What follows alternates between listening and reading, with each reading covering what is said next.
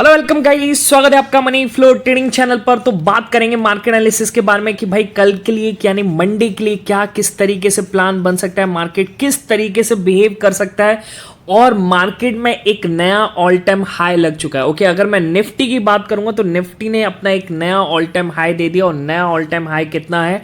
24,861। उससे पहले था 24,854। एक नया ऑल टाइम हाई निफ्टी ने लगा चुका है। ठीक है, अब आपकी क्या स्ट्रैटेजी होने चाहिए? ओके, क्या यहां से कब बाय करना चाहिए? क्योंकि मंडे के दिन मार्केट खुलेगा। एज ए इंट्राडे ट्रेडर आपको कहां पर कितने प्राइस पर लेना चाहिए, क्या सिचुएशन बनेगी तब आप वहां पर बाय करेंगे या खुलते ही बाय करेंगे, ये सारी चीज हम इस वीडियो में डिस्कशन करने वाले। और साथ के साथ ये भी डिस्कस करेंगे कि भाई उसी दिन शाम को यूएस मार्केट भी फटा था। ओके, तो क्या अपने मार्केट ने पहले ही अनुमान लगा लिया था कि क्या होने वाला है, कि यूएस भी फटेगा तो अपना मार्केट भी फटा। ओके, तो ये सारी चीज हम डिस्कस करने वाले हैं कि क्या किस तरीके से सिनेरियो बना है मार्केट में और आगे आने वाले दिनों में भी क्या हो सकता है, और खासकर मंडे के लिए हमारा क्या प्लान होने वाला है। ठीक है, चलिए वीडियो स्टार्ट करते हैं। उससे पहले अगर आप मेरे चैनल पर नए हैं तो प्लीज चैनल को सब्सक्राइब कर लीजिए, साथ के साथ बेल आइकन को प्रेस कर दीजिए, जिससे you will never miss the update.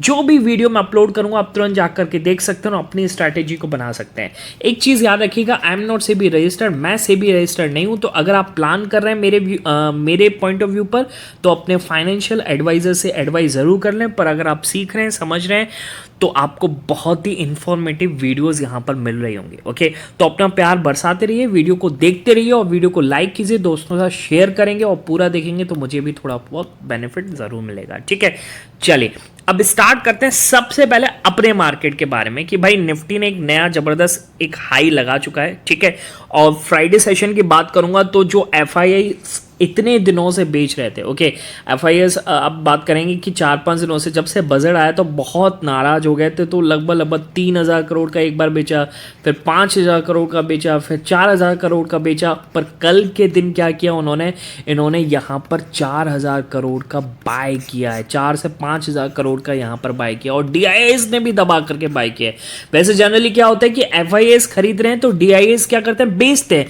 पर डीआईएस ने भी लगभग 4,000 करोड़ का, यानी कुल मिलाकर के दोनों ही इंस्टीट्यूशन, फॉरेन इंस्टीट्यूशन और डोमेस्टिक इंस्टीट्यूशन, दोनों ने दबा करके बाय किया। ठीक है, क्यों बाय किया, क्या सिचुएशन थी, क्या ग्लोबल मार्केट बनाता है, क्या यूएस मार्केट बनाता है, वो तो हम इस वीडियो में डिस्कस करने वाले हैं। पर मैं आपको बताना चाह रहा हूं कि एफआईआईस और डीआईएस दोनों ने मिलकर के स्ट्रांगली बाय किया, यानी मार्केट यहां से कुछ एक्सपेक्ट कर रहा है। ठीक है, अच्छा, और एक और चीज बताऊं, अब मार्केट के गिरने के चांसेस बहुत कम लगते हैं। ओके, क्योंकि बजट वाला मामला, इंटरेस्ट टैक्स जो बढ़ाया गया, किस तरीके से बढ़ाया गया, मार्केट उसको पूरी तरीके से पचा चुका है और मार्केट यहां से चलने के लिए रेडी है।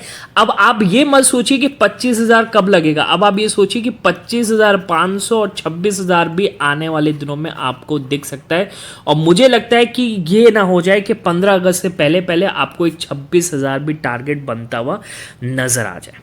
ठीक है, जो भी कंपनियों के रिजल्ट्स आने थे, बड़ी बड़ी कंपनीज के अर्निंग्स आ चुके हैं, Q1 की अर्निंग्स आ चुकी हैं, तो ऐसी कोई अर्निंग्स अभी आनी नहीं है जिसकी वजह से मार्केट यहां से गिर जाए और कुछ ऐसा हो जाए कि मार्केट यहां से क्रैश कर जाए। ठीक है, ऐसा बिल्कुल भी नहीं है। ओके, और इवन अगर मैं बात करूंगा कि भाई बैंक निफ्टी की एक बार बात कर लेता हूं। ठीक है, क्या हुआ था बैंक निफ्टी के बारे में, इसको स्क्रीन को बड़ा कर दें, बैंक निफ्टी को निकालते हैं। ओके, देखिए बैंक निफ्टी की एक नेगेटिव शुरुआत हुई थी। ओके, क्यों हुई थी? लिक्विडिटी रेशियो की वजह से एक नेगेटिव था ड्राफ्ट आरबीआई की तरफ से, उस वजह से बैंक की ओपनिंग अगर आप देखेंगे जाकर के फ्राइडे की, तो लगभग 400-450 पॉइंट नेगेटिव थी और वहीं निफ्टी कम से कम 16-17 पॉइंट पॉजिटिव थी। ओके, अब आप एक चीज सोच के चलिए कितनी नेगेटिव न्यूज रही होगी बैंक्स के लिए, फिर भी बैंक्स यहां से एक भी आप ये समझ के लिए डाउन टिक नहीं लगाया, मार्केट में यहां से बैंक्स फटे ही हैं ऊपर की तरफ। और वो जो लग रहा था कि पता नहीं कब पार करेगा ये अपना रेजिस्टेंस 51,000 का, और उसको भी क्रॉस करके 51,400 का हाई लगा करके वहीं आसपास इन्होंने क्लोजिंग भी दी है। तो कहने का मतलब है कि भाई नेगेटिव न्यूज़ पे भी मार्केट फट रहा है। ओके पर एक्चुअली वो आरबीआई का ड्राफ्ट था, कोई फाइनल डिसीजन नहीं है। तो यहाँ पर क्या हुआ कि नेगेटिव खुला, नीचे खुला और अच्छा पॉइंट मिला, यहाँ पर इंस्टीट्यूशंस बाइंग आई और ज़बरदस्त यहाँ से बाइंग स्टार्ट हुई, ठीक है। और यूएस मार्केट में भी बाइंग स्टार्ट हुई। एक बार यूएस मार्केट को समझ लेते क्या हुआ यूएस मार्केट में, क्यों अपना मार्केट भी यूएस मार्केट से बहुत रिलेट करता है, क्या रीज़न था मैं भी डिस्कस करूँगा, ठीक है। समझना किस तरीके से, मुझे भी सुबह नहीं पता था, पर जब BDST वीडियो बना रहा था तब मेरे को अगर मैं बात करूंगा फ्यूचर्स की, तो फ्यूचर्स डाउ जोन्स का लगभग 200 पॉइंट, नेस्डेक का भी लगभग 200 पॉइंट, S&P का भी 50-60 पॉइंट पॉजिटिव चल रहा था, यानी एक स्ट्रॉन्ग ओपनिंग के आसार थे। ओके मैंने BTST वीडियो अगर आप जाकर के देखेंगे मेरा फ्राइडे का, तो आपको दिखेगा वहाँ पर इस तरीके से इंडिकेशन था। अब ये क्यों था, क्योंकि मार्केट पहले ही उसको ले चुका था, एक स्ट्रॉन्ग डेटा आने वाला था, एक इम्पॉर्टेंट डेटा आने वाला था, ओके। और उसी वजह से डाउ जोन्स क्या हुआ, लगभग अगर मैं बात करूँ यहाँ पे तो 650 पॉइंट चला है, और एक टाइम ऐसा भी था जहां पे कम से कम 750 पॉइंट की तेजी दिख रही थी डाउ जोन्स में, ओके। S&P भी तगड़ा पॉइंट बंद हुआ है, लगभग 1% की तेजी, 1% से ज़्यादा की तेजी है। और नेस्डेक की बात करेंगे तो ये भी लगभग 1% से ज़्यादा की तेजी में ये भी बंद हुआ है, ठीक है। तो स्ट्रॉन्ग मार्केट बंद हुआ है, और क्यों बंद हुआ है, एक इंपॉर्टेंट डेटा की हम बात कर लेते हैं। जो इंपॉर्टेंट डेटा आया है यहाँ से, कौन सा, एक पेस डेटा है, आप कह सकते हैं पर्सनल कंजप्शन इंडेक्स, और उसकी वजह से ये इंडिकेशन हो रहा है कि भाई इन्फ्लेशन डेटा अब यहाँ पर इंडिकेट कर रहा है कि सितंबर में रेट कट कंफर्मली आने वाला है। अब कंफर्म हो चुका है मार्केट में, ओके। अब आप या तो 31 जुलाई को देखने वाले हैं, या फिर आप सितंबर में जो FOMC की मीटिंग होगी उसमें आप रेट कट देखेंगे, और वो डेफिनेटली देखने वाले हैं, ठीक है।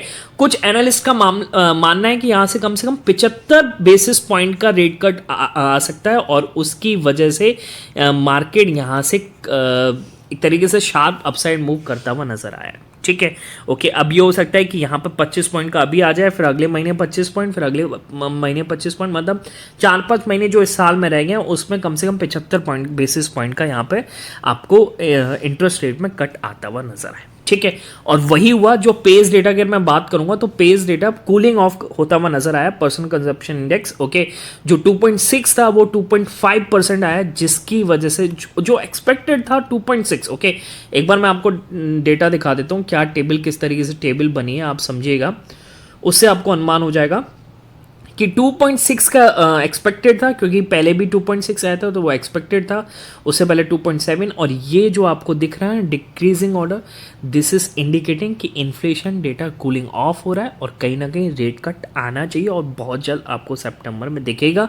और वही तेजी बनी, और यही तेजी, मतलब ये डेटा देखिए, अब डेटा लीक हो जाते हैं, आप समझ के चलिए कि इंस्टीट्यूशंस के बाद कहीं ना कहीं उनकी खबरें होती हैं और लीक हो जाते हैं। और इसी वजह से अगर मैं बात करूँगा तो फ्राइडे सेशन में जो हम बना रहे थे वीडियो अपने मार्केट की, जो फट रहा था अपना मार्केट, और उसी वजह से आप समझ के चलिए कि US मार्केट का फ्यूचर्स भी बहुत तेज चल रहा था। तो अपने इंस्टीट्यूशन बाइंग्स को सब आइडिया रहता है कि क्या किस तरीके से होने वाला है रात को, तो उन्होंने इंडिया को खरीदा, ठीक है, और फिर रात में जाकर के फॉरेन इंस्टीट्यूशन ने US को भी खरीदा है ज़बरदस्त रेट में, ठीक है, ओके। तो आप समझ के चलिए कि भाई अब ये यहाँ से कहाँ तक और जा सकता है। क्या ये एक ही दिन की तेजी थी? बिल्कुल नहीं, बिल्कुल भी पॉसिबल नहीं है। मार्केट और फटेगा, 25,500 और 26,000 आपको आने वाले दिनों में दिखेगा, ठीक है।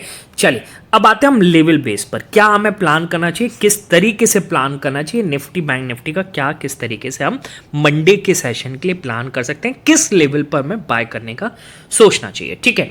चलिए स्टार्ट करेंगे सबसे पहले निफ्टी के लिए, ओके। देखिए ये यहाँ से क्लियरली दिख रहा है, अगर आप गिफ्ट निफ्टी जाकर के देखेंगे तो वो लगभग ये तो मैंने बैंक निफ्टी खोल दिया, मैं निफ्टी निकालता हूँ, वो 24,960 के आसपास का दिखा रहा है, यानी कम से कम 60-70 पॉइंट का यहाँ से, सॉरी 40 से 50 पॉइंट का अभी एक सेशन और है मंडे का मॉर्निंग, ठीक है। तो 40-50 पॉइंट की यहाँ से तेजी दिख रही है और कोई नेगेटिव न्यूज़ नहीं दिख रही, तो 40-50 पॉइंट के तो कम से कम मुझे लगता है गैप अप होने के चांसेस हैं, ठीक है। अच्छा अब मान लीजिए मार्केट गैप अप होता है, अब गैप अप अगर हो गया, ठीक है, तो पहली चीज, अब इतना बड़ा चला है, इतना बड़ा गैप अप होगा तो लोग क्या करेंगे, अब जो भी यहाँ से खरीद के अपनी पोजीशन कहीं ना कहीं 50% तो बेचेंगे, ओके। और 50% बेचेंगे, जब मार्केट यहाँ पर आ जाएगा तो यहाँ पर बेच देंगे, ठीक है। आपको क्या करना है, आपको अगर गैप अप अगर कोई कैरी फॉरवर्ड करके गए हैं तो भाई मैं तो चाहूँगा कि आप यहाँ पर बेच लें। ओके, वो आपके लिए ज़्यादा अच्छा होगा। मार्केट को नीचे आने दीजिए और एक बार करेक्ट होने दीजिए, ठीक है। अगर मैं सपोर्ट की बात करूँगा, मार्केट कहाँ से टर्न कर सकता है, तो एक चीज़ समझना यहाँ पर, यहाँ पर ये 24,800 का जो सपोर्ट है ये इतना स्ट्रॉन्ग अभी फिलहाल नहीं है, ठीक है। इससे ज़्यादा स्ट्रॉन्ग है 24,700 का सपोर्ट, ठीक है। उससे ज़्यादा स्ट्रॉन्ग है 24,600 का सपोर्ट, ओके। और उससे ज़्यादा स्ट्रॉन्ग है 24,500 का स्ट्रॉन्ग, ठीक है। अब आप ये सोचें कि फिर तो मैं 24,500 पे लूँगा, भाई मार्केट इतना नीचे तो आएगा नहीं, कोई सवाल ही नहीं उठता। जब इतना चला है तो इतना नीचे आने का कोई सवाल नहीं उठता है, ठीक है। हाँ, अगर बशर्ते कोई नेगेटिव न्यूज़ आ जाए मार्केट में तो करेक्ट होने के चांसेस है, बाकी फिलहाल कोई नेगेटिव न्यूज़ दिख नहीं रही है और नेगेटिव न्यूज़ पर भी पॉजिटिव रेस्पॉन्स मार्केट दे रहा है, ठीक है। तो आप क्या करेंगे, देखिए मार्केट ऊपर से आए, ओके, और या तो फिर यहाँ पर आकर के 15 मिनट टाइम फ्रेम पर कोई ऐसी कैंडल बनाए, ओके, पिन बार रूप में हैमर कैंडल, तब इस कैंडल लो का आप ऐसे लेकर के मार्केट को ऊपर जा सकते हैं, ठीक है। मैं अपने हिसाब से, देखिए मैं भी अगर नहीं जाता है, नीचे ही नहीं आता है मार्केट, तो भाई यहीं कहीं ना कहीं प्लान करना पड़ेगा, पर मैं छोटी क्वांटिटी से जाऊंगा, ओके। बड़ी क्वांटिटी से मैं जहां पर बाय करूंगा वो मेरे लिए होने वाला ये वाला लेवल है, ओके। इसको एक बार मार्क कर देता हूं, ये 24,760, क्योंकि मार्केट ने यहाँ पर काफ़ी टाइम, आप देखिए ये 15 मिनट की कैंडल है, 1 2 3 4 5, यानी 5 कैंडल, 15 चौक 60, मतलब लगभग सवा घंटे के आसपास मार्केट यहाँ पर ठहरा था। तो कहीं ना कहीं यहाँ पर बहुत से लोगों के एसएल होंगे और बड़ा प्लेयर भी यहाँ पर वेट करेगा मार्केट यहाँ पर आए और यहाँ से इसको ऊपर ले जाया जाए, ठीक है। तो कहीं ना कहीं मेरा 730 से लेकर के आप समझ के चाहिए 760 एक बाइंग जोन है। अगर यहाँ पर मान लीजिए मार्केट नीचे आता है, ओके, और नीचे आता है, तो मैं और पोजीशंस ऐड करके मार्केट को यहाँ से ऊपर ले जाने की कोशिश करूँगा। मैं बाइंग साइड का प्लान बनाऊंगा, ठीक है, क्योंकि भाई यहाँ पर इतना जब लंबा चलता है और आपको दिख रहा है बुल रैली चल रही है, तो यहाँ पर आप डाउन साइड का भी फिलहाल न सोचिए। हाँ, सेंटिमेंट लेवल्स के नीचे आएगा तो डाउन साइड भी सोचेंगे। तो कहने का मतलब हो गया, अगर 560 540 के आसपास अगर आपको मिलता है, ठीक है, सॉरी 560 कह रहा हूँ, 760 730 के आसपास आपको मिलता है, यहाँ से आप अपसाइड का प्लान कीजिए, ओके। टारगेट क्या होने वाला है, तो देखिए पहला टारगेट तो आपका बनेगा 24,820 का, मार्क कर लेते हैं। 24,820 निकाला तो 24,860 का आपका सेकंड टारगेट बनेगा, और 24,860 अगर इसने निकाला तो आपको यहाँ से मूव मिल सकता है 24,910 और 24,910 और 24,910 के ऊपर निकला तो 24,970 960 तक का आपको ये टारगेट दे सकता है, ओके। और फिर तो भाई ये तो एक आप समझ चलिए 950 से लेकर के 25,000 एक बहुत बड़ा रेजिस्टेंस जोन है, ठीक है। अब ये कल पार करेगा, मतलब मंडे को पार करेगा या फिर मंडे के बाद पार करेगा, ये किसी को भी नहीं पता है। मैं कहीं ना कहीं आधे से ज़्यादा क्वांटिटी 24,960 पर निकाल दूंगा और फिर 24,960 950 का 940 का ऐसे लेकर के यहाँ पर मैं खुला छोड़ दूंगा, मार्केट जहाँ ले जाए उसको ले जाए, ठीक है। बात समझ में आ गई, ओके। तो अब साइड का मैं ये प्लान करता हूँ, हो सकता है 24,960 के ऊपर 25,000 लगा करके वहाँ पर मैं प्रॉफिट बुकिंग कर लूँ, तो मैं खुला छोड़ दूंगा, ठीक है। अच्छा, डाउन साइड का प्लान कब करना है, देखिए डाउन साइड का प्लान तो ऐसे केस में बनता ही नहीं, ये तो बाई ऑन डिप्स की स्ट्रैटेजी है। जितना नीचे मिलेगा बहुत अच्छी अपॉर्चुनिटी मिलेगी यहाँ पर आपको अपसाइड ले जाने के लिए और अपसाइड फटने के लिए, ठीक है। पर मान लीजिए मार्केट, अब आपको दोनों तरफ का ट्रेड लेना है, ठीक है, मान लीजिए, ओके, तो आप एक सेंटिमेंट लेवल्स के नीचे लेंगे और वो सेंटिमेंट लेवल्स होगा 24,660 का, ठीक है। देखिए मार्केट काफ़ी बार यहाँ से रिजेक्शन दिखा चुका है 24,960 650 के नीचे, तो मैं इसके नीचे का मार्केट जाता है तो कहीं ना कहीं मैं हो सकता हूँ एक बार स्कैल्पिंग ट्रेड में मारूँ डाउन साइड के लिए।